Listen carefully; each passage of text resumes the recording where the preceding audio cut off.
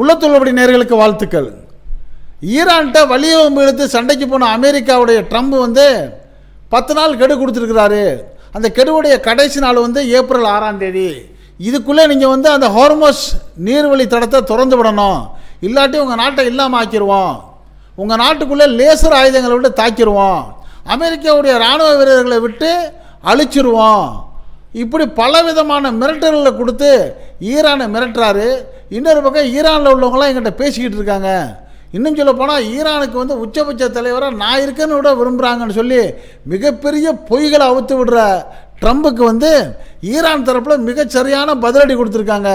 பொய் சொல்கிறதுக்கு ஒரு கணக்கு வேணும். உங்கள்கிட்ட யார் நாங்கள் பேசுகிறோம், நாங்கள் எதுவும் பேச கிடையாது, இந்த போரை நிறுத்துறேன்னு உனக்கு பயமாக இருந்தால் நாங்கள் சொல்கிறதுக்கெல்லாம் நீ கட்டுப்பட்டு வாயா, நாங்கள் எப்படி போரை நிறுத்துவோம்? நீ தேவையில்லாமல் அத்துமீறி எங்களுடைய நாட்டு மேலே போர் தொடுத்து எங்கள் தலைவர்களை கொண்டுட்டு எங்கள் சொத்துக்களை சேதமடிச்சுட்டு இப்போ திடீர்னு நிறுத்தினா நாங்கள் எப்படி நிறுத்துவோம், நிறுத்த மாட்டோம்னு சொல்லிவிட்டு உன் மிரட்டலை பற்றி எங்களுக்கு டோன்ட் கேருங்கிற மாதிரி ஈரான் தெளிவாக இருக்குது. 2 நாள் டைம் கொடுத்தாரு ட்ரம்ப். 2 நாள்னா படிஞ்சிருவாண்டு, 2 நாளும் முடிஞ்சு அடிக்க ஆரம்பிச்சிட்டாங்க. திருப்பி 5 நாள்ன்றாரு, இப்போ 10 நாள்னு இருக்காரு. நீ 10 நாள் என்ன எத்தனை நாள் சொன்னாலும் 1 வருஷமானாலும் போரை நிறுத்த மாட்டோம்னு பதிலடி பயங்கரமாக கொடுத்துக்கிட்டு இருக்க ஈரான் எப்படி கொடுக்குது, என்ன காரணம், அதோடைய பலம் என்னங்கிறத பற்றி விவரமாக தெரிஞ்சுக்கிறதுக்கு இப்போ வாங்க நம்ம வீடியோக்குள்ளே போவோம். சில நிமிடங்கள் கவனமாக கேளுங்க. பிப்ரவரி 28ஆம் தேதி அந்த ஈரான் மேலே வலுக்கட்டாயமாக போரை திணிச்ச அமெரிக்கா 2 நாளில் போர் முடித்து அந்த ஈரானை கட்டுப்படுத்திட்டு அந்த நாட்டை நம்ம கைப்பற்றி எண்ணெய் வளங்களை ஆட்டைய போகலான்னு நினச்சிச்சு. ஆனால் அதுக்கெல்லாம் வாய்ப்பு இல்லாமல் அந்த ஈரானில் அடுத்தடுத்த தலைவர்கள் பொறுப்பேற்று இந்த போராட்டத்தை நடத்த ஆரம்பிச்சிட்டாங்க. கடைசி 1 மனுஷன் இருக்கிற வரைக்கும் நாங்கள் நடத்துவோம்னு சொல்கிறாங்க. அப்படிப்பட்ட சூழ்நிலையில் தான் ஈரானுக்கு என்ன செய்கிறதுன்னு ஈரானை நம்ம என்ன செய்கிறதுன்னு தெரியாமல் ட்ரம்ப் கதிகலங்கி போய் ஐரோப்பிய நாடுகளெல்லாம் கூப்பிட்டாங்க. ஐரோப்பிய நாடுலாம் சொல்லிட்டாங்க, நீ போகிறது சரியில்லைப்பா, உனக்கு நாங்கள் ஒத்துழைக்க மாட்டேன்ட்டாங்க. அவங்க மட்டும் சொல்லலை, நேட்டோவும் முடியாதுன்ட்டாங்க.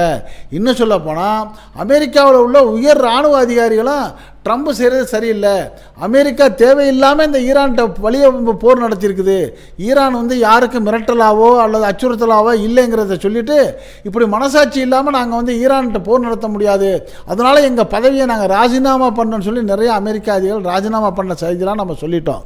இப்படிப்பட்ட சூழ்நிலையில் தான் ட்ரம்ப் தன்னுடைய இயலாமையும் பதற்றத்திலையும் இருக்கிறார்னு சொல்லி ஈரான் அவரை கேலி பண்ணி செய்திகளை வெளியிட்டிருக்குது. அது மட்டும் இல்லாமல் இந்த எச்சரிக்கைகளை கொடுத்த நிலையிலாம் இன்னும் 2-3 நாள் இருக்கிறப்ப இது என்ன பண்ணுது, இந்த ஈரானுடைய ஒரு மிகப்பெரிய பாலம் ஒன்று இருக்குது, B1ங்கிற ஒரு பாலம், பல மில்லியன் செலவில் கட்டிக்கிட்டு இருக்க அந்த பாலத்தில் ஒரு குண்டை போட்டு அது 2ஆக உடைச்சிருச்சு. உடைச்சிட்டு ட்ரம்ப் சொல்கிறாரு, இது உனக்கு ட்ரையல் தான், இது மாதிரி ஒரு பேரழிவை நான் ஏற்படுத்துவேன், ஈரானை ஒன்றும் இல்லாமல் துவம்சம் பண்ணி கிட்டத்தட்ட கற்காலத்துக்கு கொண்டு போயிடுவேங்கிறப்ப அவருடைய நினைப்பு என்னவா இருக்குன்னு எல்லாரும் கற்பனையாக நினைக்கிறாங்க. எப்படி ஏற்கனவே ஜப்பானில் ஹிரோஷிமாவில் குண்டு போட்டு அந்த மக்களை நாசப்படுத்துச்சோ அது மாதிரி ஈரானை செய்கிறதுக்கு அமெரிக்கா திட்டம் போடுதோங்கிற சந்தேகம் உலக நாடுகள்கிட்ட வந்துருச்சு. ஆனால் இதையெல்லாம் கேட்டு பயந்துட்டு ஐயோ ஆளை விடன்னு சொல்லுன்னு நினைக்கிற ட்ரம்புக்கு ஈரான் எப்படி பதில் கொடுத்துச்சு, இந்த மிரட்டலுக்கெல்லாம் நாங்கள் ஆள் இல்லை, நாங்கள் சாவுறதுக்கு பயப்படுற ஆள் இல்லை, உன்னை என்ன பண்ணுறோம் பாருன்னு சொல்லி இந்த அறிவிப்பு கொடுத்த உடனே என்ன பண்ணுது, ஈரான் ஒரு எதிர் ஏவுகணையை விட்டு அமெரிக்காவுடைய F-15E F-35ங்கிற 2 விமானங்களை போட்டு தாக்குச்சு. இப்போ உங்களுக்கு கூட தெரியும், என்ன 2 விமானங்கிறது என்ன பெருசா அப்படின்னு நினைக்கலாம், உண்மையிலே பெருசு தான். இந்த F-35ங்கிற விமானம், இது போன்ற விமானம் உலகத்தில் எந்த நாடுகள்கிட்டையுமே கிடையாது. அவ்வளவு நவீன வசதி கொண்டது அந்த விமானம். அந்த விமானத்தை எந்த நாடும் எந்த ரேடார்லையும் கண்டுபிடிக்க முடியாது, எந்த ரேடாருக்கும் அது தன்னை காட்டி கொடுக்காது. அது மட்டும் இல்லாமல் 320 டிகிரியில் தனக்கு எதிரி எந்த பக்கம் இருந்து வர்றாங்களா, தாக்குதல் வருதா, ஏவுகணை வருதாங்கிறதெல்லாம் வாட்ச் பண்ணக்கூடிய அதிநவீன கருவிலாம் அந்த விமானத்தில் இருக்குது. அந்த விமானத்தோடைய காஸ்ட் $90,000 மில்லியன் விமானத்துக்கு மட்டும். அதுக்கு உள்ளே வச்சுட்டு அந்த இராணுவ தளவாடங்கள், உபகரணங்கள், அதுக்கு எரிபொருள், அதோட பைலட் சம்பளம்லாம் பார்த்தா கிட்டத்தட்ட அது ஆயிரக்கணக்கான கோடி வரும். அப்படி 1000 கோடி ரூபாய் உள்ள ஒரு விமானத்தை இதுவரைக்கும் அமெரிக்கா எந்த நாட்டுக்கு அனுப்புதோ அந்த நாட்டுக்கு தான் அழிவு. இந்த விமானத்தில் ஒரு சின்ன கீறலோட விழுகாது, அதை யாரும் ஒன்றும் பண்ண முடியாதுன்னு ரொம்ப த்ரில்லாக பேசிக்கிட்டு இருந்த அமெரிக்காவுக்கு சரியான பாடம் கொடுத்துருக்க ஈரான் 2 ஏவுகணையை விட்டு நங்குன்னு அடித்து புடலங்காய் அப்படி 2ஆக ஒடிச்சா எப்படி ஒடிக்கும் அது மாதிரி ஒடிச்சு வீசிருச்சு இந்த F-35 விமானத்தை. இப்போ அமெரிக்கா தலையில் கை வச்சுட்டு என்ன சொல்லுது, ஐயோ இப்படி நடக்குன்னு நான் எதிர்பார்க்கலையே, இந்த விமானத்தை நான் எங்கேயெல்லாம் அனுப்பிச்சேன்னா அங்கெல்லாம் வெற்றி கொடி நாட்டிட்டு வந்த விமானத்தை ஈரான் எப்படி தாக்குச்சு, இவ்வளோ பெரிய துல்லியமான தாக்குதலுக்கு அவங்களுக்கு எப்படி அறிவு இருக்குது அப்படிங்கிற ஒரு பயம் வந்திருக்கு. இதுக்கு காரணம் வடகொரியாவும் ரஷ்யாவும் துல்லியமான இலக்குகளை ஈரானுக்கு சொல்கிறாங்கங்கிற மாதிரி ஒரு தகவல் வந்துக்கிட்டு இருக்குது. ஆக பார்க்க போகிறப்ப ஈரான் ஒரு சாதாரண நாடாக இருந்தாலும் அது இராணுவ பலத்தில் அமெரிக்காவை விட பலமான நாடாக மாறி இருக்குன்னு இன்றைக்கி உலக நாடுகளே திரும்பி பார்க்க ஆரம்பிச்சிட்டாங்க. அதனுடைய விளைவு தான் அது என்ன சொல்லுது, நாங்களாம் வம்புக்கு வரல, சண்டைக்கு வரல, நீனா தான் எங்கள்கிட்ட சண்டைக்கு வந்த, அப்படி வலிய வம்பு அந்த சண்டைக்கு வந்த இஸ்ரேலையும் அமெரிக்காவையும் நாங்கள் இல்லாமல் ஆக்குற வரைக்கும் விட மாட்டோம், எங்கள் தலைவரை கொன்றீங்கள அதுக்கு நாங்கள் பழிக்கு பழி தீருவோம், எங்களை நஷ்டப்படுத்தினீங்கள அந்த நஷ்டஈடை உங்கள்கிட்டேருந்து வாங்குவோம்.